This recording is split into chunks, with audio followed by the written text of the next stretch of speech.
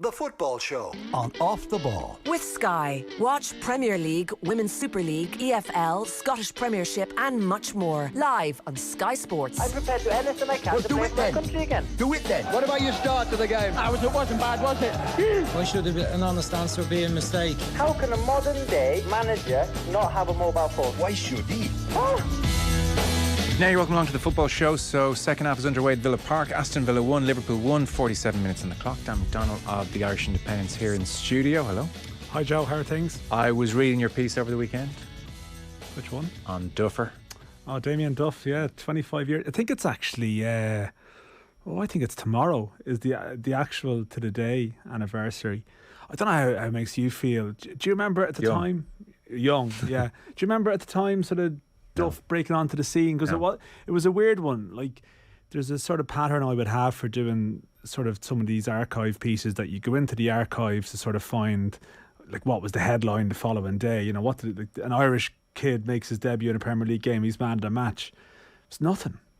That's how good we had it then, that like Blackburn Leicester the last day of the season just didn't even sort of register in terms of the the discourse, because I don't know, there was other things going on and we had loads of sort of high class Premier League players at the time. So yeah, it's nice, I'm sure, but it didn't get any headlines or any love at all. Whereas now, even on the last day of the season this year, if for some reason you know, an Irish sort of underage international gets thrown in as man of the match, we're discussing it. You know, we're writing comment pieces on the whole thing. Like Troy Parrott's debut at 17 in a game against Colchester, I mean, I went over to it, you know, just to have someone there. But yeah, like, it's 25 years this week since Damien Duff's. It was actually very striking as well how many young Irish lads there were at Blackburn at the time. But that was the focus of your piece, chatting to them. Like, every time I spoke to one, they dropped two different names of other people that were there. There was names thrown at me that I think I'd have a reasonable handle on, say, you know, players and names that went away. But there was one or two I sort of had to look up. It was like, right, like, there was like must have been a dozen there at some stage, you know. They were all strongly of the opinion that it was glaringly obvious from minute one that Duffer was the one. Yeah, like, I mean, Thomas Morgan would have been referenced twice, and this is the thing now, like, sometimes it's your own age, your own memories. I certainly remember Brian Kerr's under-20 team getting to the semi-finals in Malaysia, finishing third in the world. It's been a massive thing in 1997. It was just a brilliant sort of summer football novelty, and it was the start of the Kerr years, really, in terms of underage football matches breaking into the mainstream, you know, in terms of actually being televised and big events and so on. And Thomas Morgan would have been, I think he was the captain, certainly the star midfielder at that side. And I spoke to Chris Malone, who was at Blackburn with Duff, with Dave Worrell as well, who went on to have a quite respectable career in the sort of lower leagues and in Scotland. And to be fair, they also said that they thought Morgan would make it too. You know, they were convinced that he would. And in one case, they said if Morgan came along today with his attributes, very technical player, then he would. But yeah, like Duff, they said from sort of day one on the training ground, or in one case it was a Milk Cup match that I think Worrell spoke about it, that Duff was a year younger, but at that time, say, Blackburn would come and play in the Milk Cup and they might bring some of their Dublin kids or Southern kids up to play with them just to drop them into the competition, and they were all like, wow, you know, this guy. And just completely driven, you know, very focused. I mean, that is the thing as well, like, you know, to get to that level, like, I mean, maybe there's some omerta, but it wasn't as if they had sort of mad tales of sort of Duff being a messer, or like you'd sometimes hear tales of lads in digs or various sort of getting up to high jinks. But I think Duff at that stage, unless maybe there was closer mates who'll have different stories, but you know, the one time he really got in trouble was asking the landlady to put Sky Sports in the digs, because they were all living in like 12 to a house or something in some scenario, and I think Duff made the mistake of innocently asking any chance you could get the Sky in, which they felt was big time. But big time, yeah. He slept a lot. That was Duffer's thing, wasn't it? Just like naps. Yeah, like, he used to say that later, but like, you'd often, like, you think sometimes that's almost sort of, even with Duff now to some degree with the media stuff, it's sort of he's cast himself as a certain type of character, if you know what I mean. Like, it's like, I just like to sleep, or, you know, I do this or I do that. I'm sure he had his moments too. Yeah. But Yeah, like it is sort of striking. I mean, Robbie Keane later this summer will be 25 years since his debut for Wolves, scoring twice, which was a big. I remember that being a big fuss at the time. And yeah, it's sort of we sort of kill for those type of stories now. It's true. Well, we actually won't have any 17-year-olds born here because they won't be going away.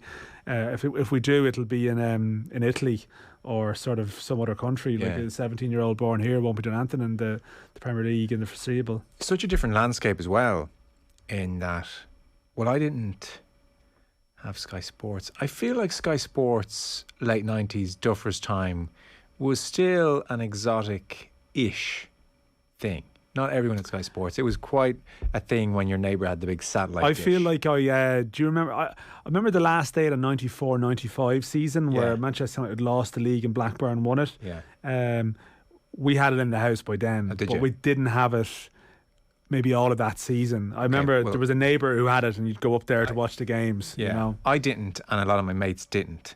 But I do remember as Villa are in for a chance, and it's a great tackle. It is a really great tackle. And so it comes to nothing. Still 1-1, 52 minutes on the clock.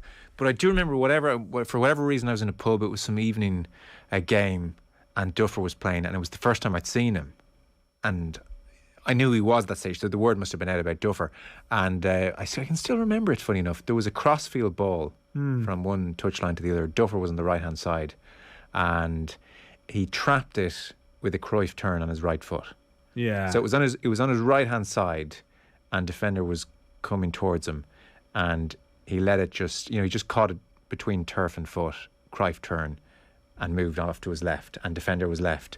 And I do remember thinking, wow, that was class. I can tell a million things from that touch alone. Yeah. And funny that memory stands, because it wasn't wasn't something maybe Irish players were doing necessarily in the Premier League. No, I think Duffin is full flight. Not the best Irish player, but the most exciting Irish player. I don't think we've ever had anyone that's genuinely exciting. Even the amazing ability of, say, someone like Brady, but that was like Liam Brady does, as like the technical ability that people would admire. And I'm sure people who watched him at the time could say they were thrilled and off his seat by things he did. But there was something about Duff in full flight that was so off the cuff and brilliant, you know. And I do remember in Malaysia, and that, I'm guessing when you saw him was probably that following season, 97-98, like when he played. I think after he made his debut in that game at the end of the season, he basically never left the first team again. That was the thing. It was one of those where you see it now, lads get an appearance in the last game of the season and they go back to cold storage. It's a little G up. Yeah, we think you're good, but you head off.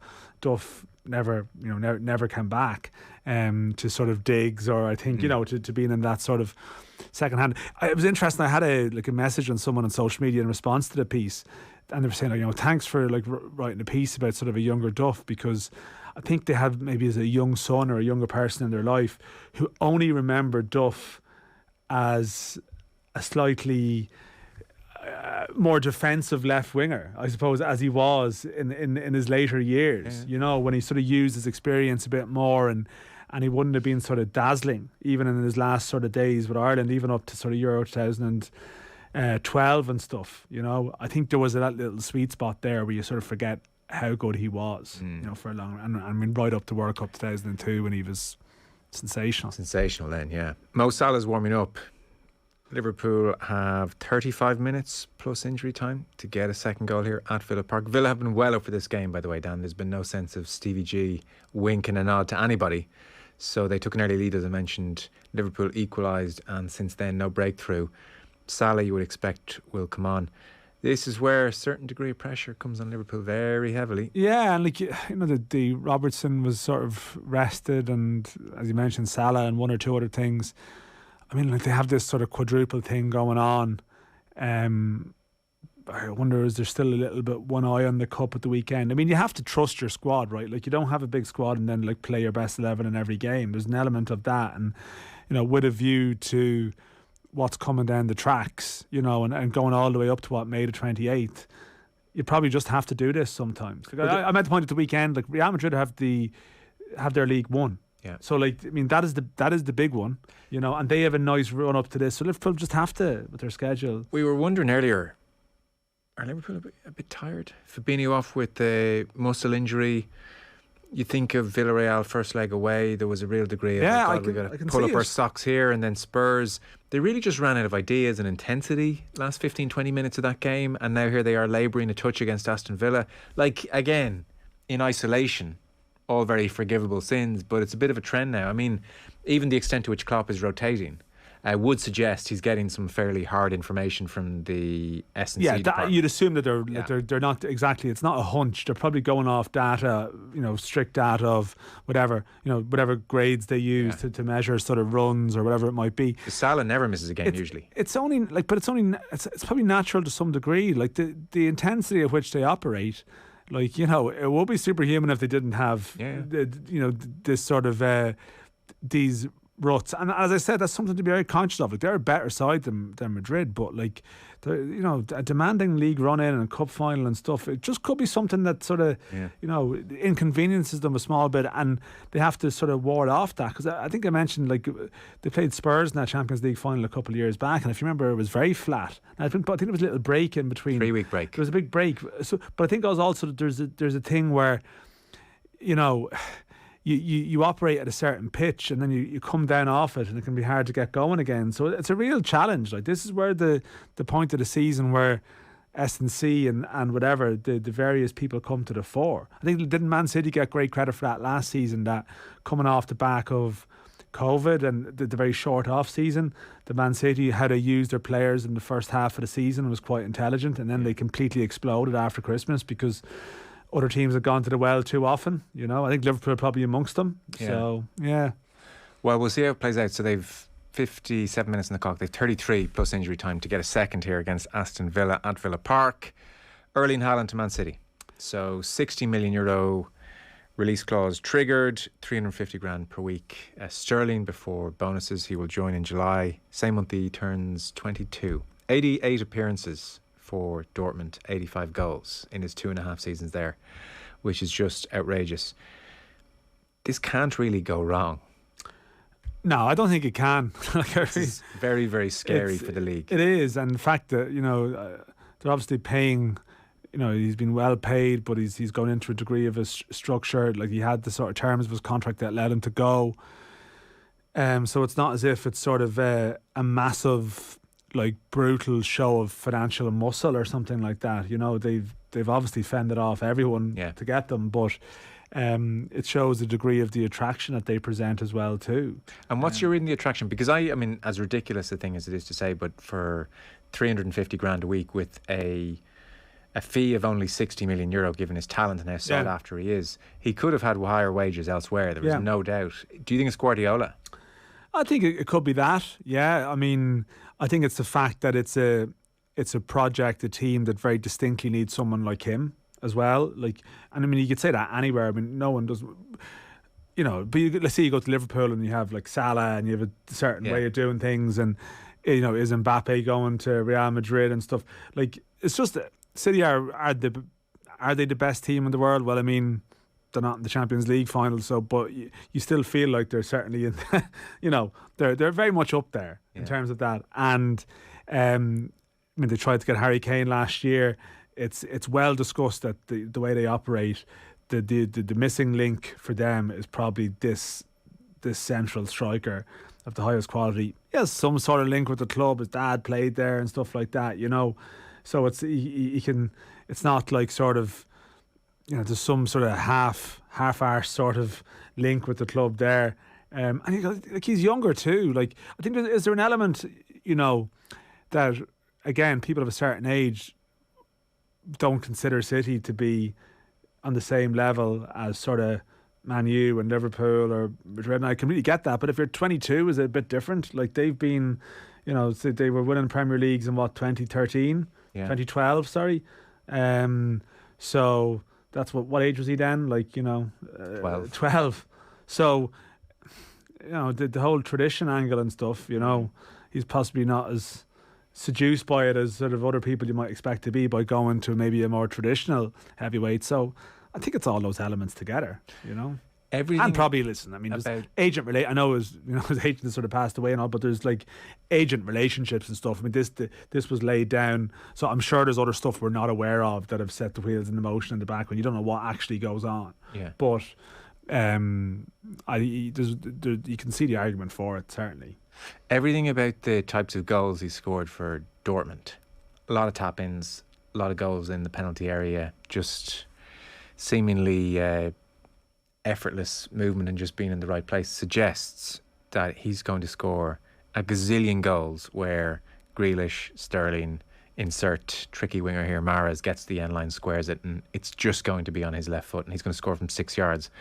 And I would say at least half of his goals will be unimpressive, and yet there's going to be a gazillion of them. Yeah. And this is exactly what they need. Someone who can take advantage of all their brilliant play and their brilliant pressure, and you stick one in the box and he gets on the end, Yeah. as opposed to, God, geez, City really on top here, not making the breakthrough. Yeah. He's going to make a lot of breakthroughs. So, I mean, as brilliant as Liverpool have been, and the continuation of Klopp, the Klopp era, and his signature is such a filler for them, and they look to be in such amazing shape. You kind of think this puts City as like firm favourites to win the league next year. You would think so. I mean, there's always danger, like personality clashes and other things that can happen. And I don't know, like Haaland's been on the go, like from a very young age. So, but in the short term, it's hard to argue with your point. This is You know what I mean? a 100-point season next year. Yeah, like it's More likely than not. because I think I heard you say earlier, like it's not as if he has a show reel of like extraordinary goals. No. You know, like he's not sort of, it's not like that explosiveness of watching Mbappe. It's more that a lot of the goals he scored, you think, oh, maybe someone could have prevented that, but Yeah. you realise no, he's just a bit stronger or a bit cuter or a bit sort of whatever in a situation, and exactly the type of situation where City just at times.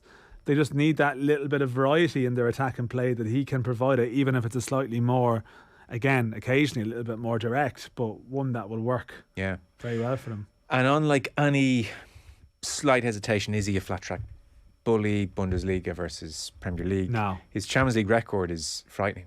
Goal every 64 minutes. Nobody is under 100 minutes per goal, and he's on 64. Yeah, no, Champions League hat-trick on his debut, and then of any player in history under 21 for goals scored under 21 in Champions League, he's ahead of everyone. He's 2 more than Mbappe. He's on 23.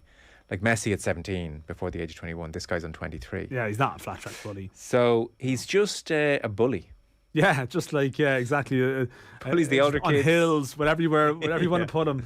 Like, all the sort of undulating sort of circumstances. I reckon he'll be fine. He'll be fine on a Tuesday in wherever it is. Stoke is gone now, so wherever else you want to go on a Tuesday. Yeah. But I also think in big games he'll be able to have a say as Yeah. well. I mean, as I said, there's always a thing, at the highest level of the game, personality issues can always be in, and finding, what players he has the best rapport with, and if it's a case that, he is a better sort of rapport with, I don't know, players who aren't first choice in sort of Pep's mind. Like that's, there's all these little elements to factor into it. If for some reason, he didn't have a great sort of understanding with De Bruyne or Bernardo Silva, you just can't see it. Like you just can't see it. You're hard sort to of see. reaching around, Yeah. trying to find some Hard to angle imagine that players doesn't of exist. that stature not clicking. And They're not just going seeing to the love him game. coming in. I Yeah. think it's. Yeah. I think that the danger at those clubs. I think as well at those clubs like that they've been on the treadmill at the top for so long. I think someone of his profile coming in probably gives everyone a little bit of a boost. Go Liverpool.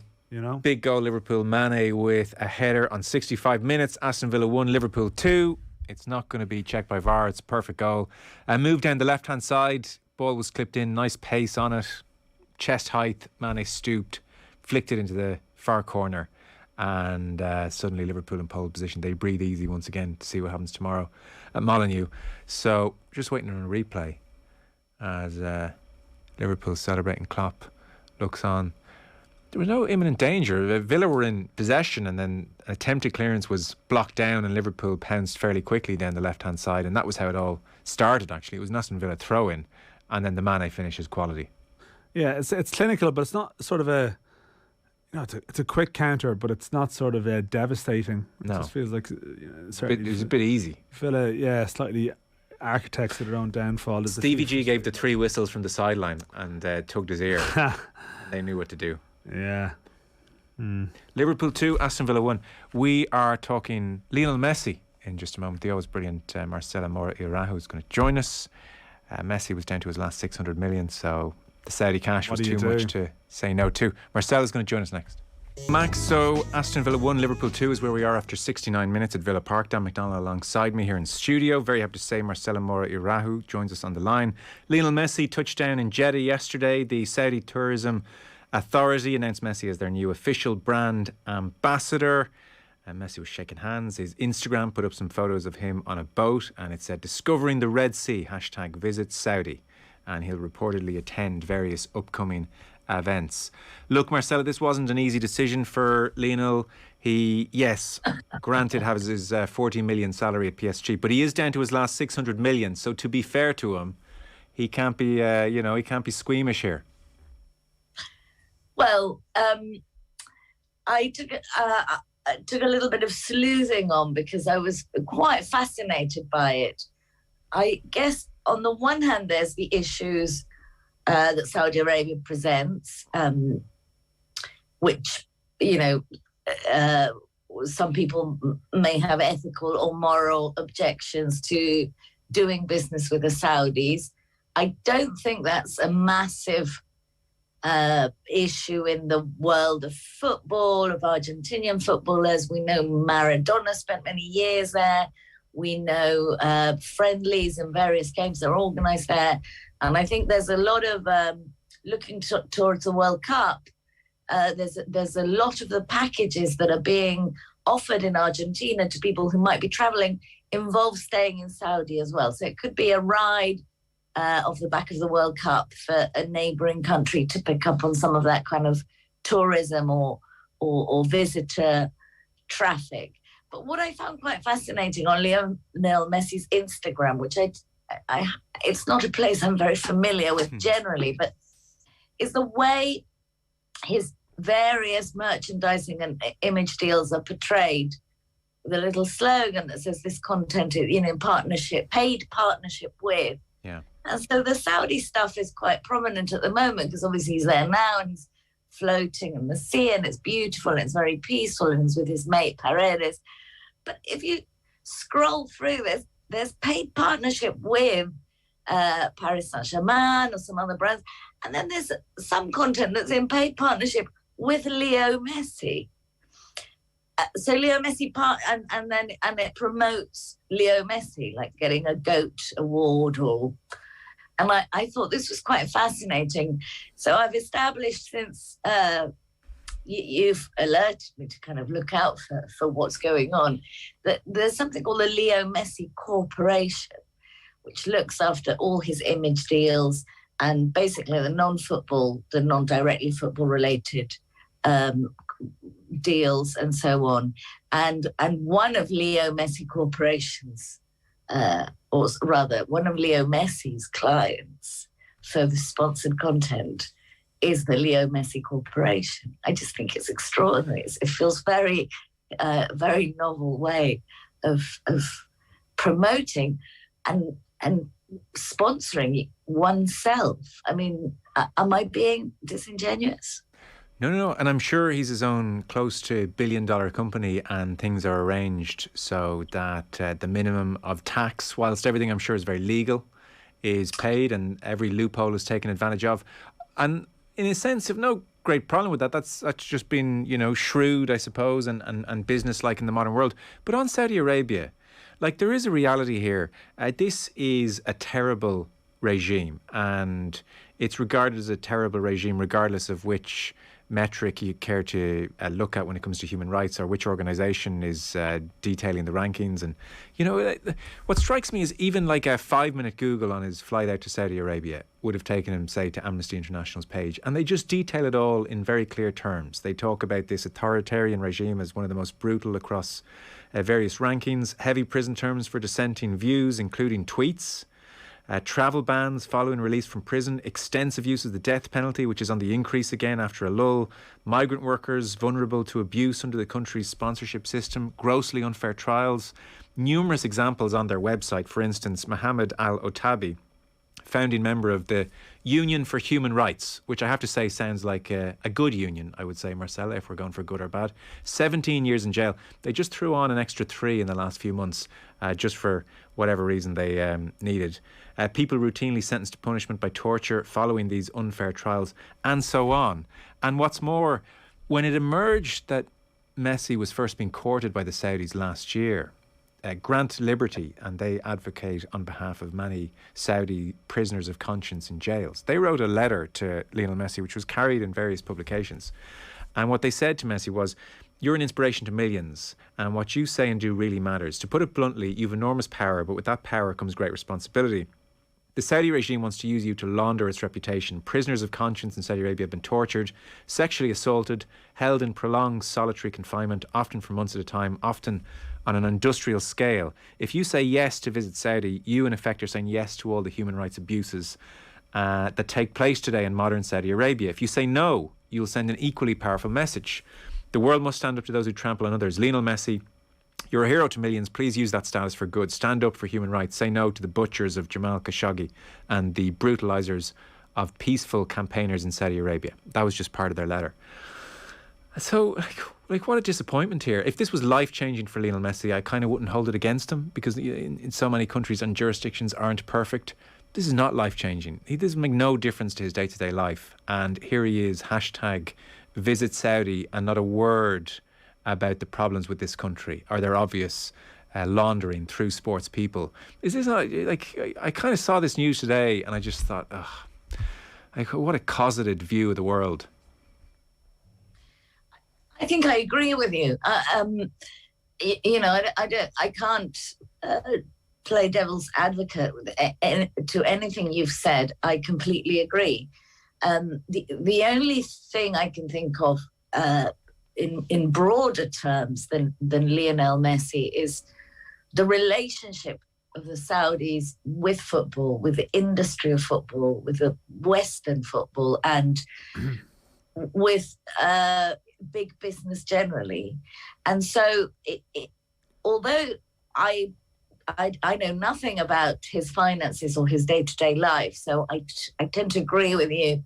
A priori, it wouldn't make any difference to his actual fortune or whatever, but maybe, I don't know.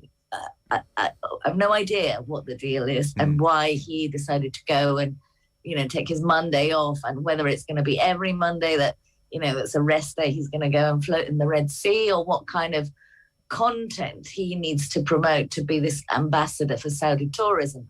I suspect there might be other parts involved in, as I say, tagging on the back of the World Cup, or having, future football business deals in Saudi. I've got no idea. Yeah. But in broader terms, I do think we tend to ask of our sporting heroes and celebrities a social conscience and a social responsibility.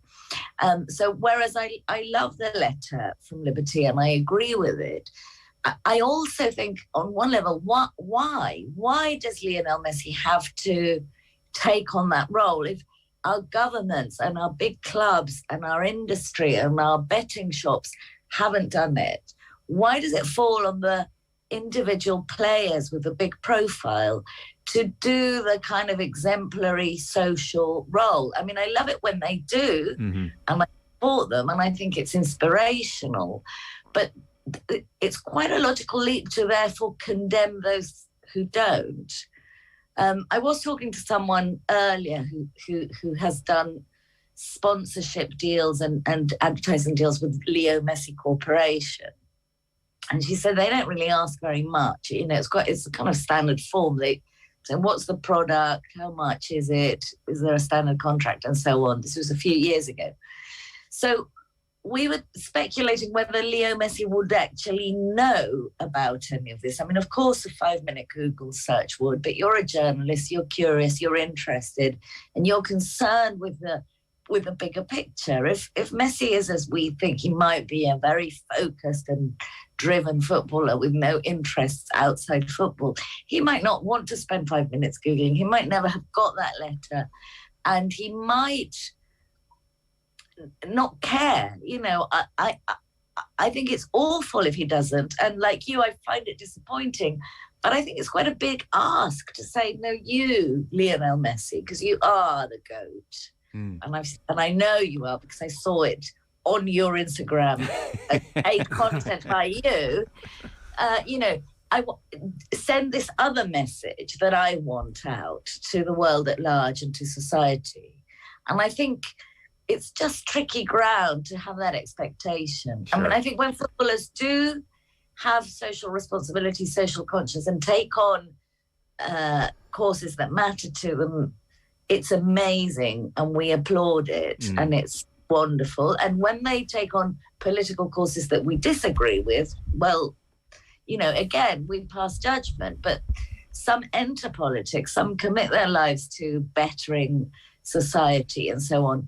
I think Messi's very much a celebrity at peak value at the moment, and possibly looking at that value decreasing. And purely from a commercial and financial point of view, they're clearly like racking it in. It's a World Cup year, possibly his last World Cup. He's the biggest star that's going to, grace those pitches. And, if I had a way of reaching him and saying, listen, while you're there, can you shine a light on these issues, or could you meet some people, or could you give, a little bit of help to some organisation that's going good? I would, but obviously I don't have that access, and I don't know who has. And I suspect in the pinnacle of elite sport that he's in, that's not a world that is concerned with human rights issues. Never has been. And much as I'd like to see football take on those issues, I just think we're a long way off, especially in a World Cup year, which is essentially FIFA's biggest business. This is a money game.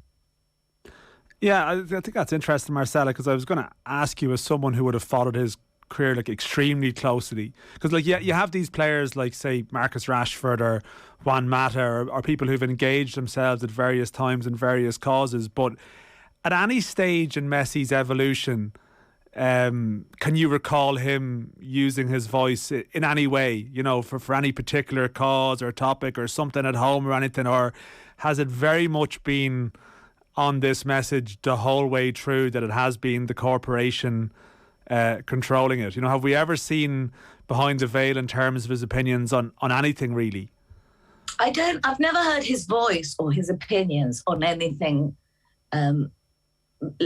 at all like that, and in fact I've seen efforts made by his entourage to distance him from political disputes in Argentina, at least. Even his family are Newell's Old Boys supporters in Rosario, which is one of the biggest clubs, one of the longest traditions of youth development, and for over 20 years was under a awful kind of hold of a very corrupt man. And loads of the big names of world football come from Rosario, Marcelo Bielsa notwithstanding. And the Bielsa family were super engaged in getting rid of this guy Lopez, and other players were. But Messi, and I interviewed him around that time, just shrugged. He was like a child. It was like asking a 10-year-old, what do you think about Russia's invasion of Ukraine or something. He just stared at me like, well, evil happens. I mean, he was against Lopez, but didn't take action. And Lopez was overthrown. And I think his family are locally quite involved in the kind of new era of the club. But I do know that an enormous amount of charity work and charity support does come out of the Leo Messi Corporation or Foundation. And, breakfasts are delivered daily in Africa through a church. And, so the money moves. I don't know how much, but I know that, the political church that is essentially ultimately tied to Pope Francis does an enormous amount of community work and support, and they have a good link with Messi and so on. But he hasn't used his voice. I mean, it's interesting that you mentioned Marcus Rashford, because I do think he's quite a unique example of someone who hasn't just used his voice, but actually campaigned to implement social change, which is very different from just donating some money or setting up a little school or a foundation or something. You know, he has gone all out on creating awareness and conscious in society as a whole to truly transform behaviours. I've not seen that done on that scale by a footballer, but we have plenty of examples of footballers who stop playing into politics. You know, we have lots in South America. Chilavert, the Paraguayan goalkeeper, was, you know, then turned out to be quite a nasty right wing. You know, well, I say nasty right wing. Some people are nice and right wing, but you know, quite I don't know. You know, for old hippie progressives like me, it was like a real shock that Chilavert was, you know, that a football man.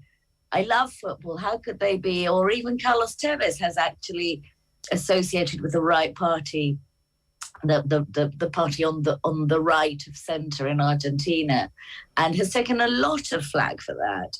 And I think there is a kind of expectation which is slightly snobby and I'm quite uncomfortable with, actually, societally, which is to say, you, from your poor, humble background, are now tasked with resolving those terrible societal issues that we all witnessed and did nothing about. But because you made it, you must now go back and mend that mess that wasn't yours in the first place.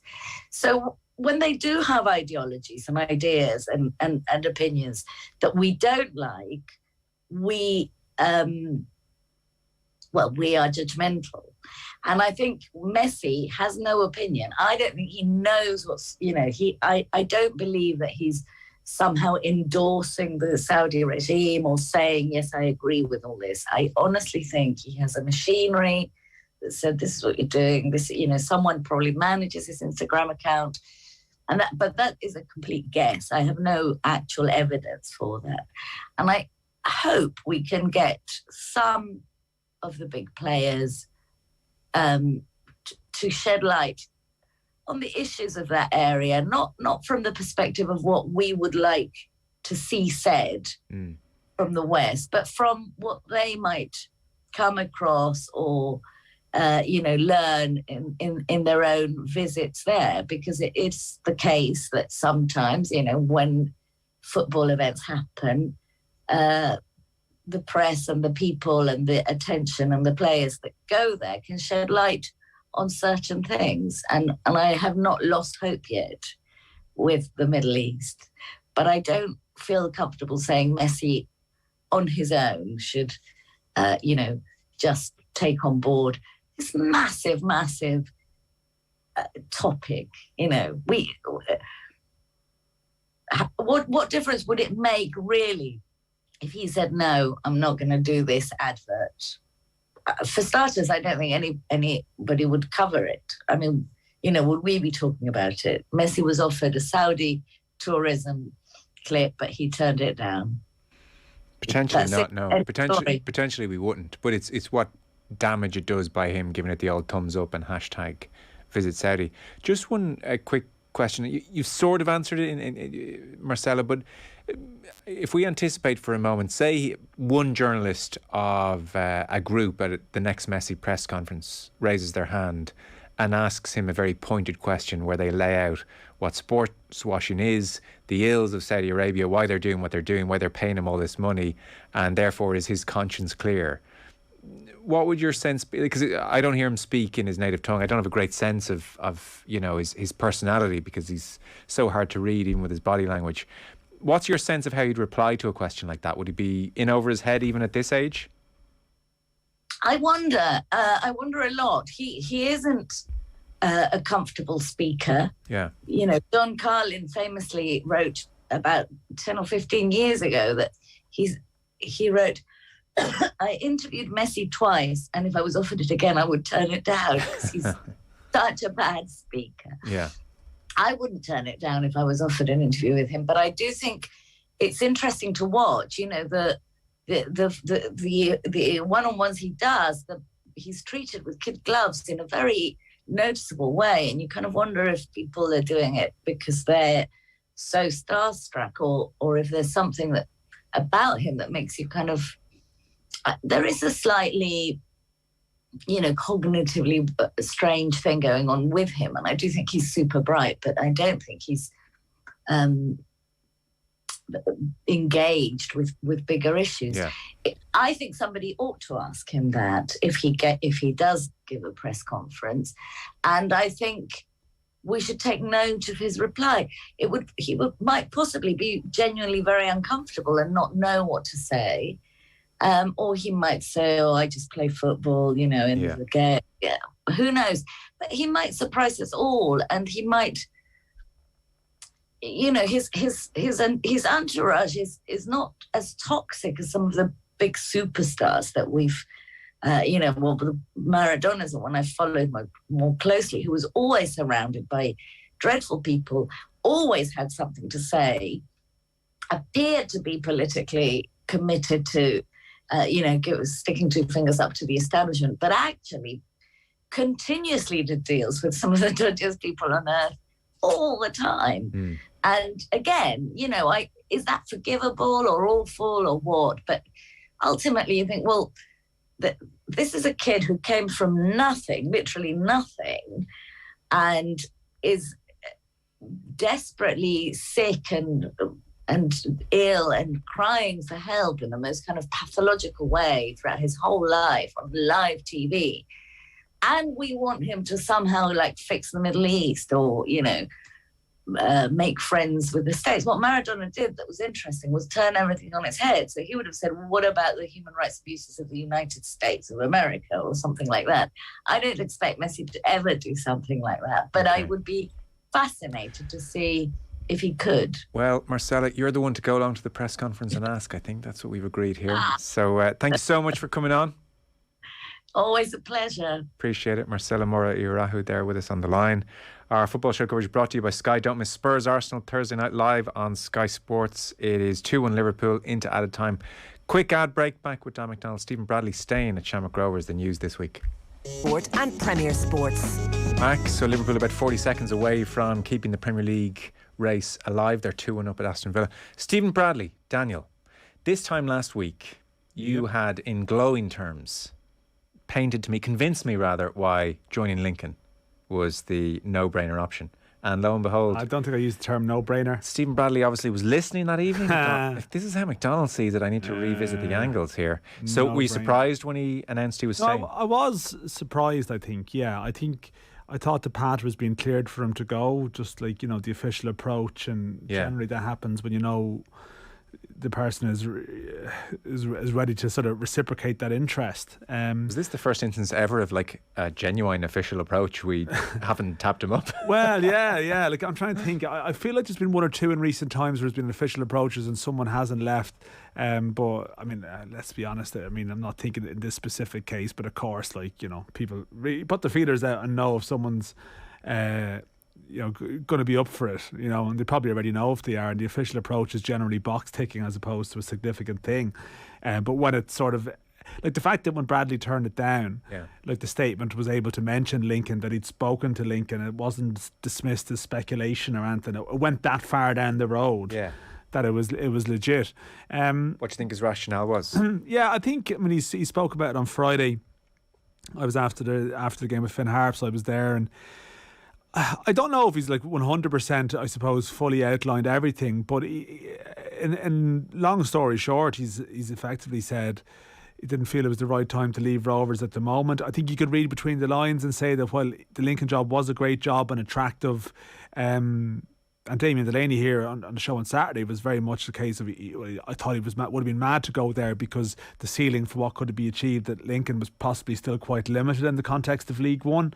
I think you also have to be conscious as well, I suppose, of uprooting family and everything. It's a tough decision to make at any time, and I suppose if you don't feel 100% right about where you're going and you're in a good job where you are, where they have a chance to be seeded in the Champions League this summer, It's a good chance to do well in Europe this year. They're a good side at the moment, and that could open slightly bigger doors. And it's a calculated risk. Some people wouldn't have taken the risk; they would have taken the chance now. Yeah. And I could see the attraction for him going, because you have a full pre-season at a good understanding club. You're not going to a place with a reputation for sort of going through managers, like, you know, and you're leaving a secure, steady job where you're not going to be sacked, you know, for a number of years, you know. To go to a volatile place. Lincoln didn't seem volatile that way, but it's encouraging for Rovers. You know, there's a good buzz around it, and the European campaign this summer, there'll be a lot of eyes, I think, if they do well. And Bradley's name is out there now too, which is no bad thing, because he's sort of under the radar. People talk about, say, promising managers in Irish sport and figures. And you know, people are aware of what he's doing. He says long term he wants to manage Ireland. That's his ambition. He was asked directly. He was asked, I mean, so you don't say no in response to that, but he says he has a timeline in his head for when he wants to move on. Right. But this wasn't in that timeline. I guess Stephen Kenny has made that a very realistic proposition now, is the thing. So. More realistic than it was before. Yeah. But I suppose he had that European run, and I think that's probably the one thing Bradley has to do here. Dan, thanks very much. Thank you, Joe. Appreciate it. Dan McDonald of the Irish Independent. Full time at Villa Park, 2-1 win. Liverpool over to Man City at Molloy tomorrow evening. Our football show coverage brought to you by Sky. Don't miss Spurs Arsenal on Thursday night live only on Sky Sports. OTB AM tomorrow morning 7:30, and Tom Dunn is on the way next.